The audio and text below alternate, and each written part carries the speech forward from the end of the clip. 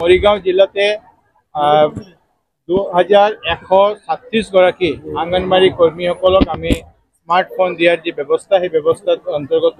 আমি মাননীয় মুখ্যমন্ত্ৰী ডক্টৰ হিমন্ত বিশ্ব শৰ্মা ডাঙৰীয়াৰ ফালৰ পৰা সেই মোবাইল তেওঁলোকৰ হাতত আমি দিছোঁ আৰু এই মোবাইলৰ জৰিয়তে তেওঁলোকৰ আংগনবাড়ী যি এক্টিভিটি চলে যে কাম হয় এটেণ্ডেন্সৰ পৰা আৰম্ভ কৰি আমাৰ প্ৰেগনেন্ট মাদাৰৰ কাৰণে যি আছে বাচ্চাৰ কাৰণে এটেণ্ডেন্স গোটেইটো তেওঁলোকে এই পোষণ ট্ৰেকাৰ এপছৰ মাধ্যমে যাতে ধুনীয়াকৈ দিব পাৰে সেই উদ্দেশ্যলৈ আজি তেওঁলোকৰ হাতত এই মোবাইলটো আমি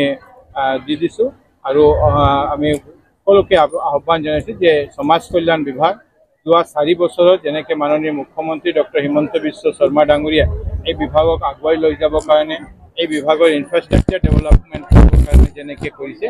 সেইদৰে যাতে আমাৰ আংগনবাড়ী ৱৰ্কাৰ হেল্পাৰৰ এই সহায়তা যাতে ৰাইজক কৰে চৰকাৰক কৰি থাকে।